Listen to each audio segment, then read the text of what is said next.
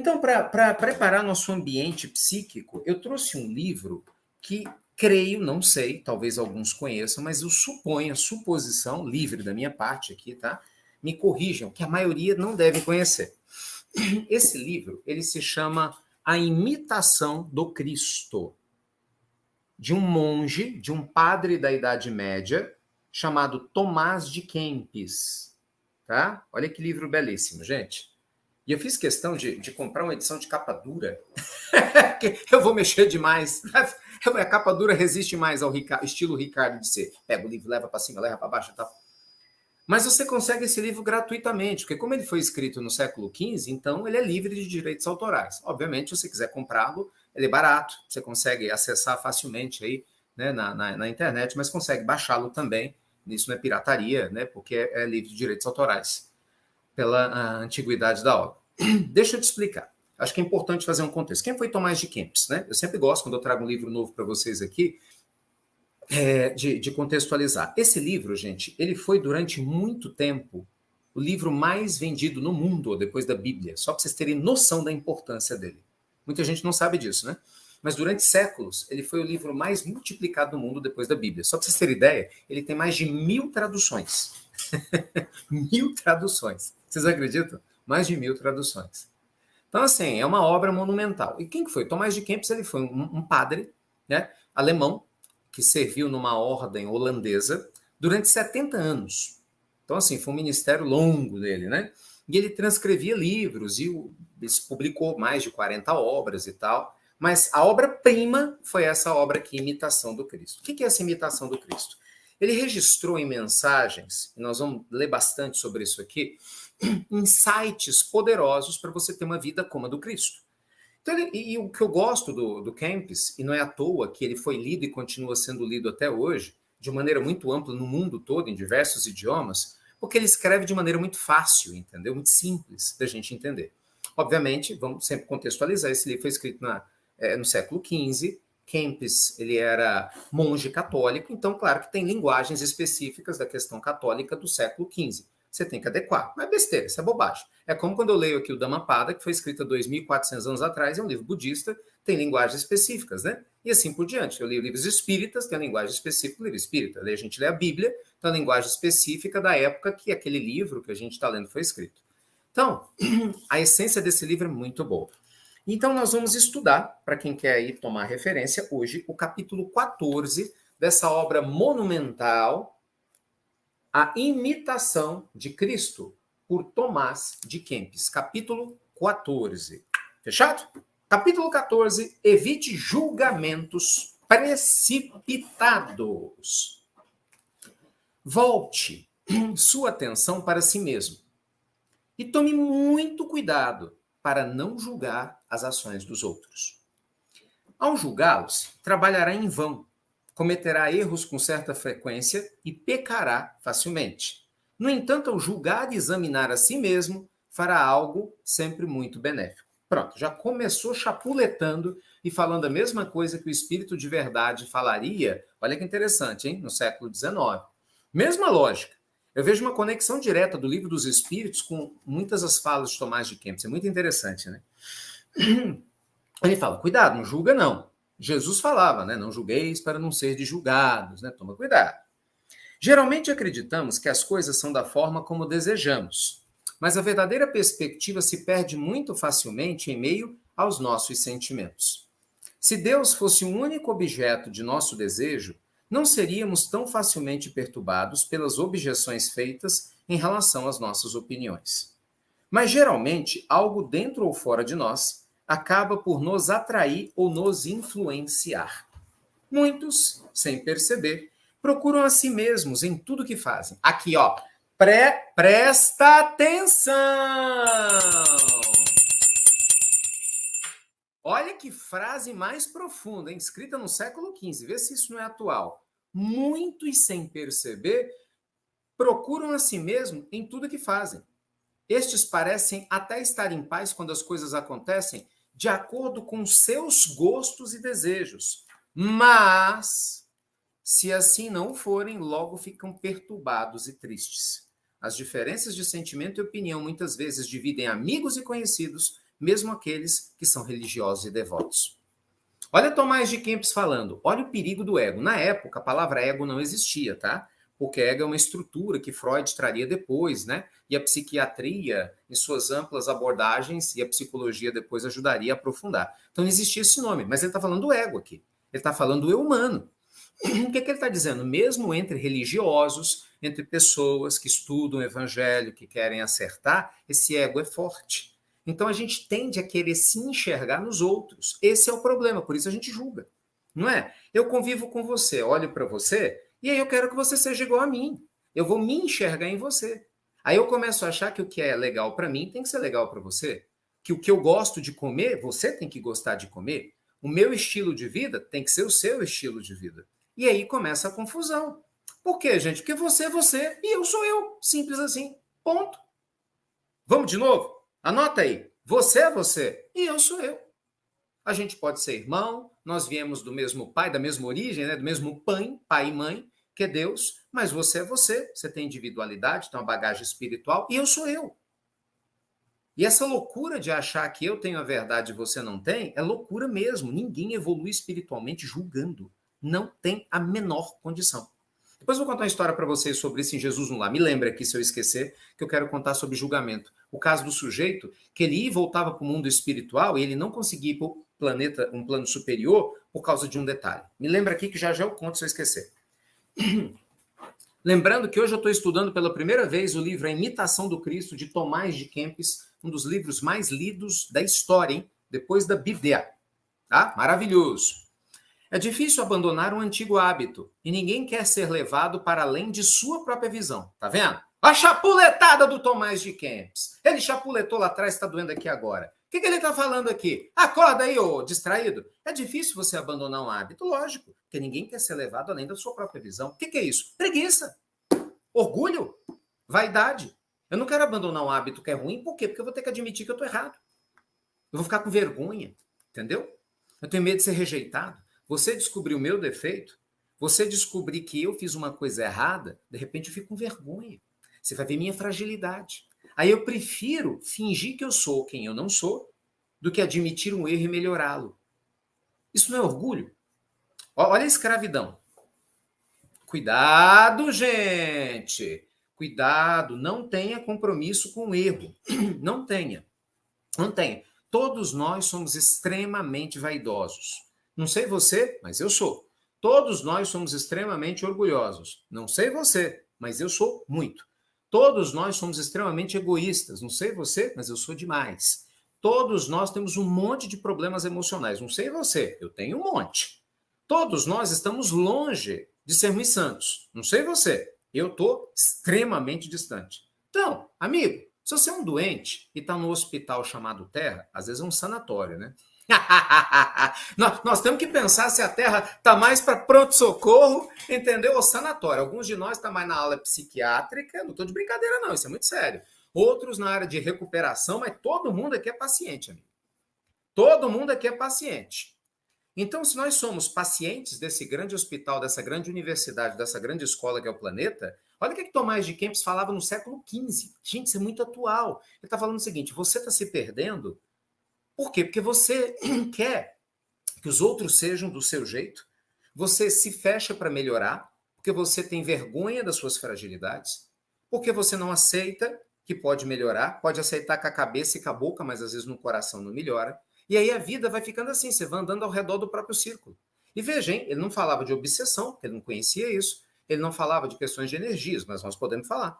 Então você imagina, uma pessoa que vive desse jeito, ela vive limitada ao seu próprio julgamento, o que acontece? A vibração dela é muito baixa, não é? Se eu estou aqui o tempo todo te julgando, brigo com você, né, discuto com você, se eu estou aqui com raiva porque você não veste a roupa que eu visto, você não come da comida que eu como, sabe? Você não vota em quem eu voto, você não torce para o time que eu torço, você, sei lá, não gosta da religião que eu gosto, você não gosta do cantor, do estilo musical que eu gosto, eu estou com raiva de você e você de mim, porque você também tem o mesmo desejo. Gente, isso é infantilidade. A nossa vibração está aqui embaixo, ela baixa. Obviamente, a gente vai ser um poço fértil para atração de obsessões. Entendeu? Que são o quê? Sintonias espirituais com seres que vão estar na mesma frequência vibratória.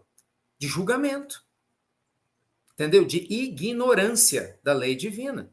E a gente faz isso o tempo todo. E eu vou chamar a atenção. Tomás de Kempis fala, olha aqui, ó, no parágrafo anterior, mesmo aqueles que são religiosos e devotos passam por isso. Você está entendendo? Então isso não é privilégio. Ah, não, porque fulano não conhece Deus. Sim, você pode conhecer intelectualmente, mas a gente ainda não vivê-lo internamente, porque é uma transição. Aliás, ontem, na palestra de ontem à noite, nós conversamos sobre isso. Para quem chegou agora, a gente estava falando mais cedo, eu fiz uma live surpresa ontem à noite, falando das 3 chaves da vida quântica. Lembra das 3 chaves? E aí a última chave, qual que é? A consistência, nós falamos disso. Não adianta você achar que você vai ter uma vida quântica porque você mudou XYZ de hoje para amanhã. Não, não vai. Isso é um projeto de vida. Sabe aquela pessoa que ela se alimenta bem durante uma semana? Não, agora eu já me alimentei bem, pronto, estou com a vida garantida. Não, se você comer besteira semana que vem, teu corpo vai reagir. Ah, não, dormi bem por uma semana. Agora eu posso dormir mal porque eu já garanti. Não, você não garantiu nada, você garantiu durante aquela semana. Não é? É todo dia, gente. Todo dia começa do zero, zera tudo. Se você teve um dia espetacular, você fala, nossa, hoje eu arrebentei, né? Hoje eu mereço estrelinha. Me ofenderam, eu nem me incomodei. Nem precisei perdoar porque eu não me ofendi. Que chique, hein? Botaram o dedo na minha ferida. Eu me curei.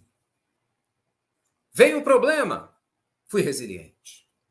Uma pessoa precisou de mim, dei orientação. Surgiu uma situação qualquer, eu fui sábio. Aí você chega no final do dia, que dia. Não? Você fala, que dia. Hoje eu sou o dia. Não é assim? Hoje eu estou muito bem. Que beleza. Aí você vai dormir. Aí você acorda amanhã. Começa tudo de novo. Primeiro que a gente não sabe se você foi todas essas coisas bonitas que você está dizendo que foi, né? Muitas vezes eu acho que fui e não me saí tão bem. Mas começa tudo de novo. Então, gente, exatamente de orar. A vigilância e a oração, elas são contínuas. Então, o que Tomás de Kempis está falando, isso é todo dia, gente. Não adianta você não ter julgado ontem. Hoje você está julgando. Não adianta agora, na hora do evangelho, você não está julgando ninguém, porque não tem nem ninguém do teu lado, né? Porque daqui a pouco aparece um, você já julga. Ah, esse cabelo. Né? Ah, não sei o quê. Peraí. Então, gente, nós temos que tomar muito, muito, muito cuidado, porque, infelizmente, isso acaba o quê? Impedindo que nós possamos encontrar paz e leveza. É muito importante a gente ter a consciência, gente, que tudo é um processo. Isso mesmo, Zizi, é um processo, é um exercício constante. E aí o nosso Tomás de Kempis ele vai terminar essa reflexão dizendo o seguinte: se você confia mais em sua inteligência ou diligência do que na virtude de submissão a Jesus Cristo, dificilmente você se tornará um homem iluminado. Olha que profundo, hein? Aí eu lembro de Chico Xavier, porque Chico sempre falou a mesma coisa. Siga Jesus. Sempre Jesus. Emmanuel, quando começou a trabalhar com Chico, Chico jovenzinho, 20, 21 anos, começando, né, a existência, Emmanuel falou, se um dia algo que eu falar for contra Jesus e Kardec, esqueça o que eu lhe falei, fica com Jesus e Kardec. Obviamente, Jesus sempre em primeiro lugar, por ser quem é. Então aqui, veja, Tomás de Kempis, no século XV, fala a mesma coisa. Se você confia mais na sua inteligência do que na do Cristo, o que ele está dizendo? Se você acha que o seu eu humano, que você já é o bom da boca aí, entendeu? Porque você sabe meia dúzia de coisa, quer aprender uma besteira ou outra, e você acha que você sabe mais do que Jesus ensinou, então você não precisa seguir os ensinamentos, você não precisa refletir sobre nada, porque você já é autônomo, né, espiritualmente, pode ter certeza, a casca de banana está para todo lugar e você vai cair. Deus deseja que estejamos completamente submissos a Ele, com amor intenso, que se eleva acima de toda sabedoria humana. A oposição à sua opinião te perturba? Por quê? Ó, pum, pum, pum, chapuletada. Como eu te disse, é um livro escrito no século XV. Eu vou me permitir a ousadia, pedindo desculpa a Tomás de Kempis, de trocar essa palavra por tudo que a gente aprende do Evangelho, né? Deus deseja que estejamos completamente submissos a Ele. A palavra submissão em português é muito pejorativa, né? Ela está muito atrelada a uma conotação de inferioridade, embora eu entenda o sentido que Tomás de Kempis falou. Vamos trocar essa palavra? Deus deseja que estejamos ligados a Ele na posição de filhos que confia plenamente na sua presença. né? Porque o pai não quer. Qual que é o pai que quer um filho submisso? Eu não conheço nenhum. Eu conheço pai e mãe que quer um filho que obedeça, que siga as linhas nobres do bem, né? Então essa é a linha, gente. Se nós estamos aqui julgando, nós vamos ser julgados. Você pode ter certeza absoluta disso. Quando você olha para alguém e começa a falar, e fulano devia viver a vida dele desse jeito. Minha pergunta, você vive a vida dele ou dela, enfim? Você teve a infância e a adolescência dessa pessoa que você tá, né? Você tem a resposta de como essa pessoa devia viver a vida dela? Você come o que ela come? Você dorme onde ela dorme? Você convive com as pessoas que ela convive? E aí? Você tem noção dos dramas, das dúvidas, dos problemas que essa pessoa tem? E muitas vezes ela tem que lidar com isso sozinha ou sozinha? Então toma cuidado, porque quando nós, meus amigos, quando nós, né, temos o desejo premeditado, que é pior ainda, né, de denegrir a imagem de alguém, porque a gente se julga superior a esse alguém, porque você acha que você conhece a verdade, né? Você acha que você sabe o que é melhor para a vida dos outros, além da gente incorrer no erro gravíssimo de arrogância, que pode nos levar, né, a uma queda muito grande, a gente falta com a caridade, né, gente? Porque pensa bem, se você sente que você é melhor do que eu e você me vê no erro, você me julgar é estranho. Porque se você sabe mais do que eu, não é? Essa é a lógica. Vamos pensar, pensa comigo. Você não sabe mais do que eu da vida? Você não está vendo meus erros? Bem, se você sabe mais do que eu, você ama mais do que eu. A lógica é essa, não é? Se você ama mais do que eu espero que você me ajude, não que você me julgue. Entendeu? Eu não espero que você me jogue pedra, eu espero que você me jogue, estenda a mão. Não é essa a ideia? Se eu acho que eu conheço a vida melhor do que você, eu sou mais maduro, né? Eu tenho noção do que você devia fazer ou não, por que eu vou denegrir a sua imagem para os outros? Por que eu vou chamar você e vou te ofender? Qual que é a sensatez nisso? Eu não sei mais do que você? Então eu tenho o dever moral de te acolher. Né? Eu quero te orientar? Ok. Tentar ser sábio na maneira de fazer isso, de maneira respeitosa. Então a gente precisa analisar direitinho, né? É isso que Tomás de Kempis estava falando naquela época. Olha como isso é atual. Você concorda que esse capítulo podia ter sido publicado ontem, 2 horas da tarde, de tão atual que ele é? Então, meus amigos, esse é o problema. E aí o pinga-fogo gira em torno disso. Muitas vezes a vida que você e eu temos agora, capenga, meia boca, que a gente não gosta, é por causa do julgamento que a gente fez e ainda faz, sem perceber. Vamos de novo? Muitas vezes, muitas vezes, muitas vezes, a vida que a gente reclama, que é meia boca, minha vida é assim, X, Y, Z, minha forma de viver é assim, essa parte disso, não tenha dúvida, é por causa de julgamento que você fez no passado e provavelmente ainda faz no presente e nem se dá conta. Porque o nem se dá conta é o problema maior. Porque como que você melhora algo que você não tem consciência? Entendeu? Porque tem aquele que tem consciência e não quer melhorar, mas ele tem consciência, sabe? Eu tô com um machucado aqui, eu tô vendo o machucado. Bem, o remédio está aqui na minha frente, eu posso não querer colocar, mas eu sei onde está o machucado e sei onde está o remédio. Agora imagina o seguinte, eu tô com um problema qualquer, tô com febre, tá certo? E eu não sei o que está causando a febre, você não sabe. A consciência, ela liberta a gente. Por isso, Tomás de Kempis fala da autoanálise. Pare de analisar a vida dos outros como se você fosse um censor ou uma censora e comece a fazer autoanálise. O Livro dos Espíritos nos fala da indulgência como uma forma de amor, não é? Ser indulgente. O que é ser indulgente? É não pesar os erros dos outros, mas focar no seu próprio aperfeiçoamento. Eu lembro de uma fala do Chico, ele adorava falar isso, né? Eu dou aos outros o direito de ser quem são, mas me obrigo ao dever de ser melhor a cada dia. Eita, meus amigos! Vamos de novo? Eu dou aos outros o direito de ser quem são, mas me obrigo o dever de ser melhor a cada dia. Porque esse é o ponto. Lembra, você é você. Eu sou eu. Eu não posso mudar você. Eu posso até querer, mas não vou conseguir. Se você não quiser, eu não vou. Você pode querer me mudar, né? Você pode querer me transformar, você pode querer mudar a minha maneira de pensar, de sentir, você pode não gostar de mim, você pode sentir o que você quiser, mas eu sou o dono da minha vida. Eu sou o único que posso mudar. Se eu quiser. Se achar que devo. Você também. Entendeu? Então, assim, essa consciência. E, gente, isso é muito profundo. Eu não sei se eu estou conseguindo passar um pouquinho de nada que me toca, sabe? Que eu sinto. Isso é profundo demais.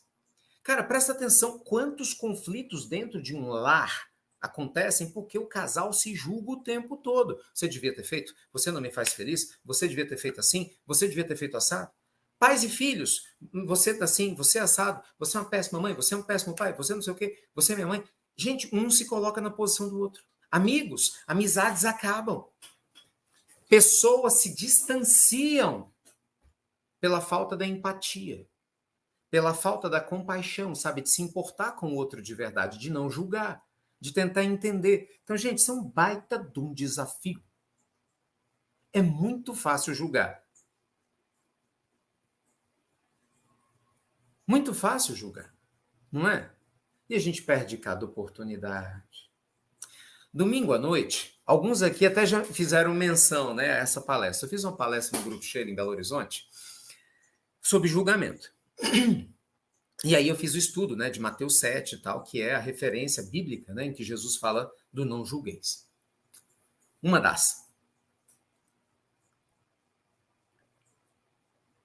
E aí, na oportunidade, me lembrava de uma história que eu já contei para vocês e já contei nas pílulas também, faz um tempo, não sei se você vai se lembrar ou se você ouviu no dia, quando o Chico, ao ser convidado, né, para o lançamento de um dos seus livros, né, para uma tarde de autógrafos em Belo Horizonte, ele chega mais cedo numa livraria e ele encontra um rapaz que tinha chegado mais cedo ainda e não o conhecia.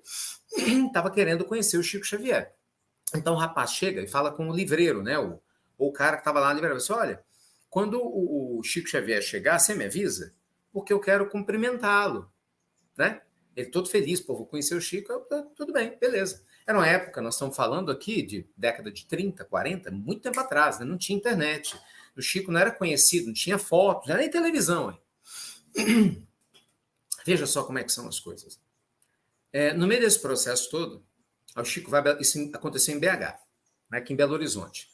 Aí o Chico está em BH, ele chega, vai na livraria, e aí o livreiro vai lá e chama, né, o rapaz que queria conhecer o Chico. Você olha, aquele que está ali, ó, aquele que está ali é o Chico Xavier. Tipo assim, fica à vontade para ir lá. Ah, o cara olhou bem e falou, olhou. Viu aquele sujeito baixinho, com aquele terno gigante, todo surrado, todo esculhambado. Ele imaginava, sei lá o que ele imaginava, mas ele imaginava outra pessoa, sabe? Uma pessoa, sei lá, estilosa. Sabe, ele criou, ele julgou, né? E criou uma imagem idealizada de como deveria ser Chico Xavier. Não podia ser aquele homem simples. Gente, vamos lembrar que o Chico, muita gente não sabe, ele trabalhava no Ministério da Agricultura, ele ganhava o equivalente sempre, a vida toda, a um salário mínimo. O Chico nunca pegou um centavo dos direitos autorais das obras dele, porque eram mediúnicas. É o dar de graça o que de graça recebestes, né? O que é mediúnico é gratuito. E o Chico sempre seguiu isso muito à risca. Graças a Deus, né? Então, assim, o Chico era pobre. Ele muitas vezes dependia de ajuda de amigos para comer. Amigos davam roupa, um amigo outro dava um terno. Tinha uma época que ele tinha 2 ternos. Enquanto ele usava um, lavava o outro. Usava um, lavava o outro. E muitas vezes o que lhe faltava, o que lhe sobrava por doação, ele doava. Chegava para ele doava. Chegava para ele doava. Veja só como é que são as coisas. Então o sujeito, ele idealizou quem era Chico. Então ele olhou para aquele cara baixinho, esquisitão, tinha nada a ver com a cabeça dele, que ele tinha pensado, até parece, tá tirando onda com a minha cara, né? Até parece que aquela é Chico Xavier. E ele não acreditou, não. Ele não acreditou. E aí ele vai e chega perto do Chico, ainda tira onda com o Chico, falou assim, ei, tudo bem? Aí o Chico, olá, né? Tudo jóia e tal. E ele falou assim, você acredita que aquele homem ali estava fazendo piada comigo? Ele mesmo?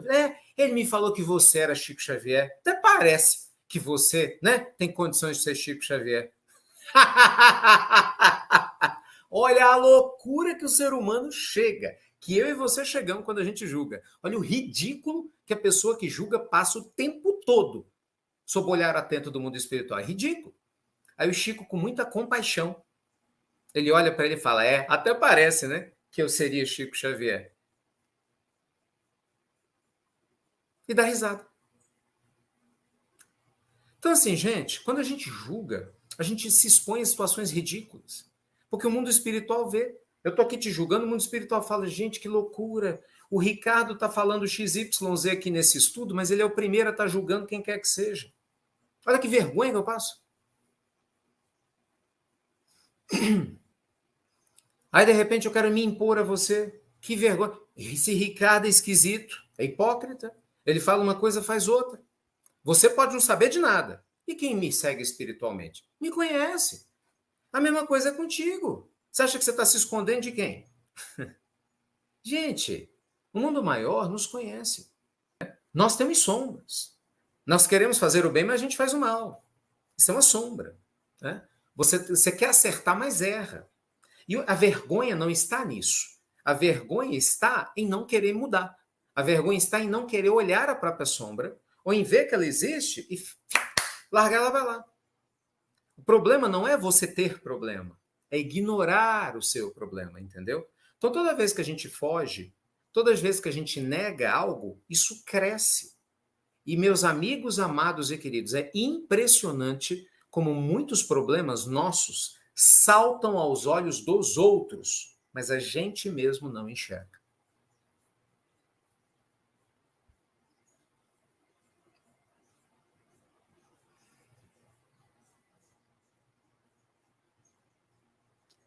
Faz sentido isso para vocês? É impressionante como muitos problemas nossos saltam aos olhos dos outros, mas a gente não vê. Eu tenho certeza demais, eu tenho certeza plena, absoluta, que provavelmente você deve conhecer pessoas, óbvio, que quando você olha e fala: gente, como o fulano é assim, e o fulano não sabe, ou ela não sabe. Você fala: meu Deus, olha como minha irmã tá desse jeito, papai tá assim, assim, assado, ou então o outro não sabe. Ou às vezes sabe, mas não tá nem aí. Então, se a gente tem esse olhar em relação aos outros, por que você acha que os outros não têm em relação a gente? Não é? Tomás de Kempis está falando para nós aqui no capítulo 14 cuidado, que ele lembra Jesus, né? À medida que a gente usar para julgar, nós vamos ser julgados também. A pedra que você joga no outro volta para você. E a luz que a gente oferta ao outro retorna também. Gente, é muito profundo isso, né? Nossa, mãe do céu, é muito profundo. É muito profundo. É simples de falar, parece óbvio, né? Vai viver.